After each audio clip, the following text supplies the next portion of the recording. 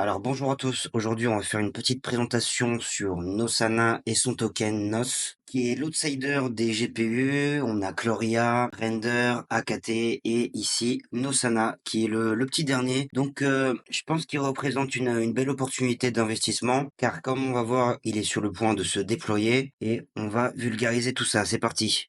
Alors pour commencer, qu'est-ce que c'est Nosana?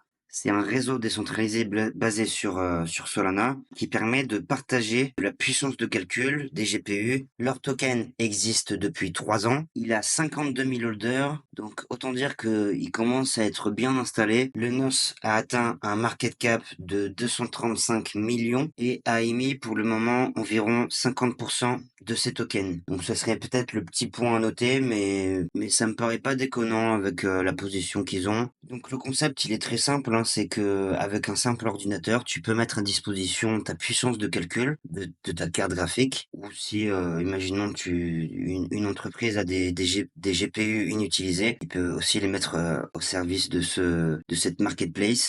Donc actuellement, ils sont en test. Comme on peut voir ici, la roadmap, on est à la phase 3. Donc très prochainement, on aura plus d'informations. C'est pour ça que on est encore early sur ce projet. Il n'y a pas encore de détails précis sur la tarification, sur le coût, l'achat de ces services, mais ça pourrait très rapidement s'accélérer parce qu'on a le lancement du réseau principal le 14 janvier.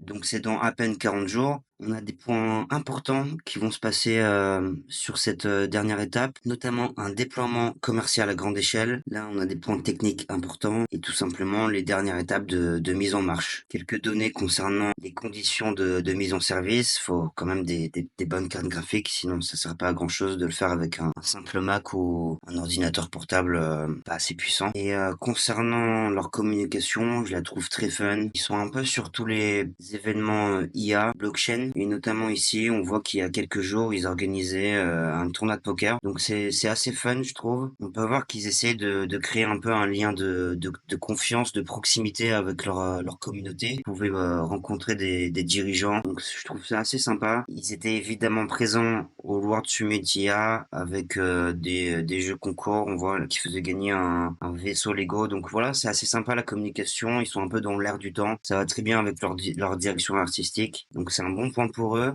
Et pour vous donner quelques chiffres, ici on a une récente étude il y a un an, tout pile, qui estime que le marché de la puissance de calcul devrait atteindre un chiffre d'affaires de 80 milliards d'ici 2032. On a un petit graphique ici, donc en 2022, on était à 40 milliards, et en 2024, on a pris 10%. C'est pas étonnant, ça devrait vraiment s'accélérer avec tous les modèles IA à entraîner, tout ce qui est minage de crypto-monnaies, 3D, il y a énormément de services qui sont hyper énergivores en puissance de calcul.